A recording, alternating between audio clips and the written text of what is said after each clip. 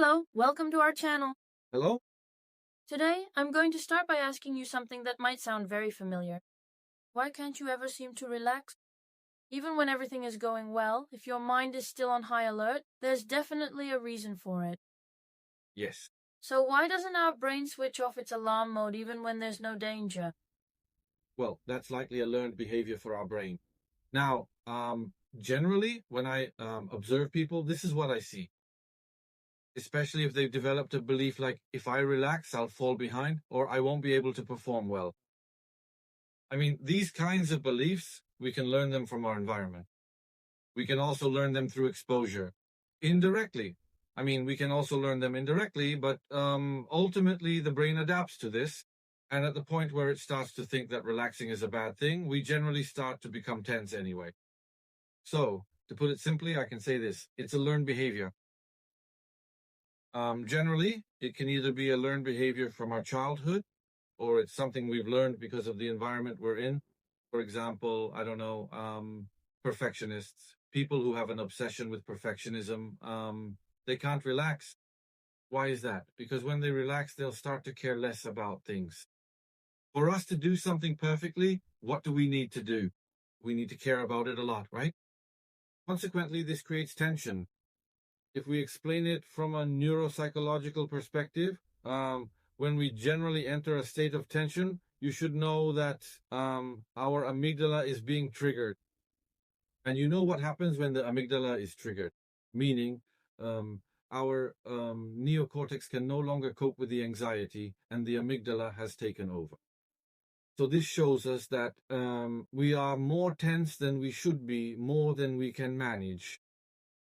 And as a result, we can't relax. Okay? Then, cortisol is released, adrenaline is released. In fact, studies also show, and I mention this often, that in people exposed to long-term stress and anxiety, the probability of developing diabetes and cancer increases significantly.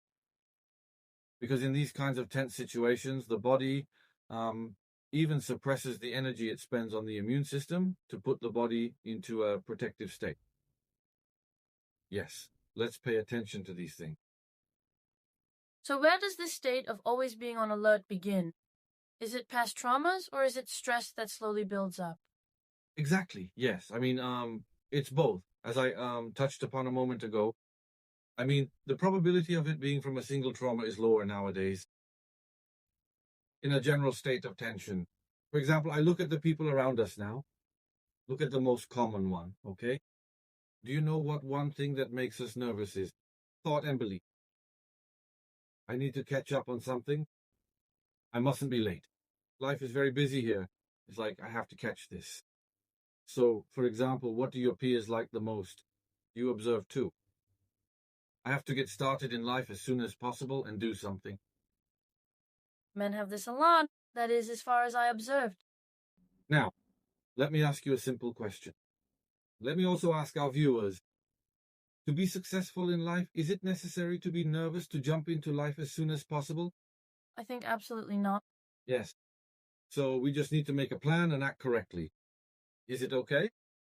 For example, it is more of a result of the process at work. So if it were not about a trauma that happened, but about the trauma now, we often become tense or anxious when we encounter events or situations that are similar to those that originally caused that trauma. I don't know, he was expelled from the university or his job. When she enters into processes that cause her to be fired from her job, I don't know. When she starts a project at work, or when she has to study at work, a general state of tension arises during the process. But if it's something related to life in general, we see it a lot, for example, among employees. I think we should cover this in videos too. We should also process our anxieties that cause mobbing, our behaviors that show that we are prone to it, and what anxieties, beliefs, and thoughts lie beneath them. Such concerns and thoughts, etc. can cause these? Well, I can say both to answer the question, but more generally, it is the dynamics of life we live in and the meanings, values, and beliefs we attribute to them. I can say this. It seems a bit like something to me. Does it seem like it starts with trauma and turns into a situation that is triggered by the environment? That could be it too. For example, when someone who has no trauma comes face to face with the realities of a life that has grown up very comfortably, so it is very difficult to solve. Because their crisis management is weak and their capacity to cope with stress is not yet developed, they may have difficulty and enter such a mood. Always remember that the human brain always wants to survive, so the brain gradually learns to use tension and stress as an additional source of motivation. If I'm tense, I act more quickly. As an antithesis to this belief, when I'm relaxed, I don't act. The brain has learned this too. We don't have to attach emotional meanings to the things we need to do. Why don't we do them when we're relaxed? So why do some people get even more tense when they can't relax? Why does trying to relax make them feel worse? Why does trying to relax make you feel worse? Because you're trying to relax, but you can't. And that makes you even more impatient. Now, under that pattern of trying to relax but not being able to, do you know what the underlying subtext is? I'm at war with myself, but I can't succeed. Now, fighting is also a tense process, a process that creates tension. And you can't try to relax yourself when you're tense, for one thing. There's a contradiction, a paradoxical situation here. If you want to relax, you should act relaxed. But you shouldn't make yourself feel insecure. You must continue to feel safe. So what should you actually do there? You need to calmly handle your responsibilities and move forward. So you don't need to be tense to carry on with your life's responsibility. Consequently, the brain at a certain point. Now, what happens, for example, in these three questions you asked, is that in general, we've taught our brain this, right? If I'm tense, I act more easily and I become, okay, this is my survival and success strategy. But we start consuming our own resources. After a while, mental fatigue and collapse set in. And generally, processes take longer than we expect. Let me give an example from myself. We're shooting a video for YouTube with you. We just talked before starting the video.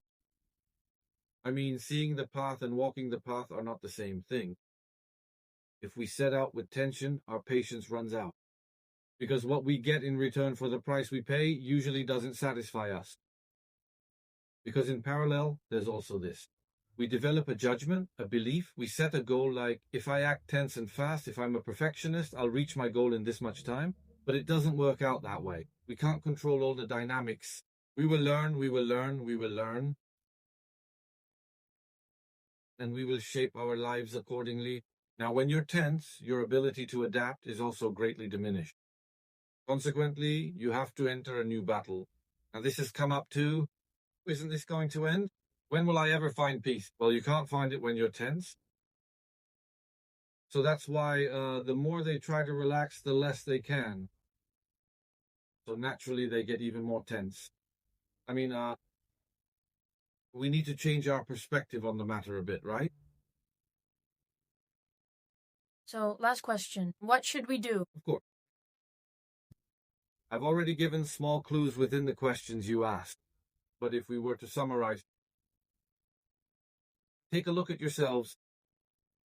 If you think you need to be tense to take action and make your life better, it means you've probably taught your brain that.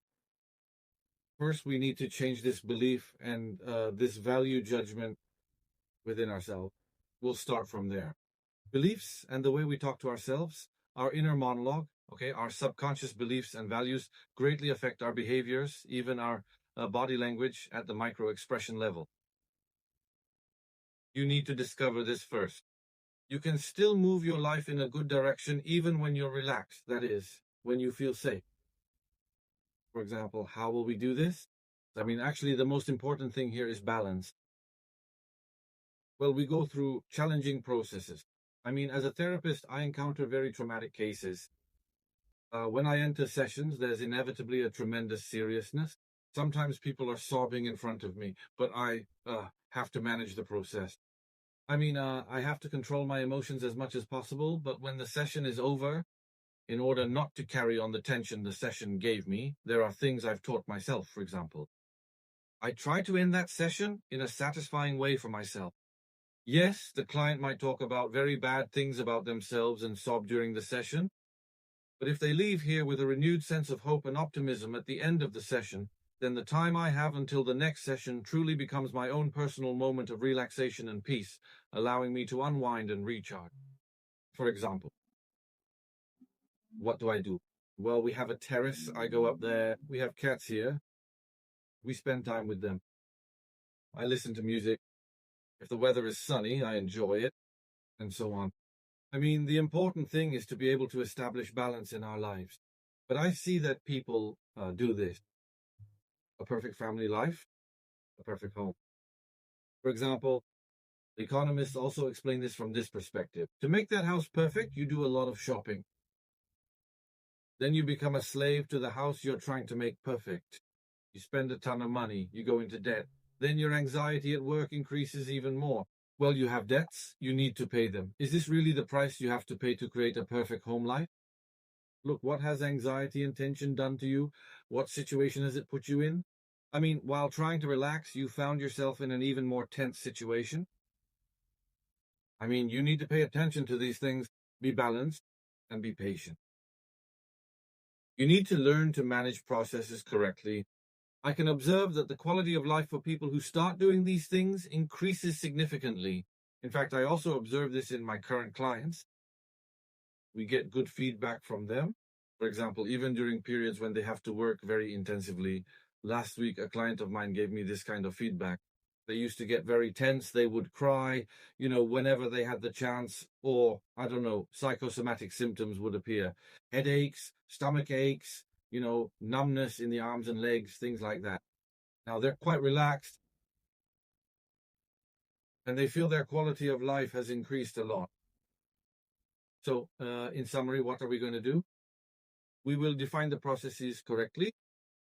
We will reshape our values and beliefs, the values and beliefs in our subconscious. In line with those reshaped values and beliefs, we will review and reshape the way we approach our life. And we will live our lives in a more balanced way. Even just doing these things can be enough on its own. When your brain is always on alert, relaxing isn't an achievement, it's a skill. Yes. We realized that today. Yes. Relaxing isn't impossible. We can say the brain just needs to learn to trust again. Yes. We are the ones who can make ourselves feel safe the most. Don't forget that. Thank you. Let's not forget to subscribe to our channel, comment, and like. Yes. See you in the next video.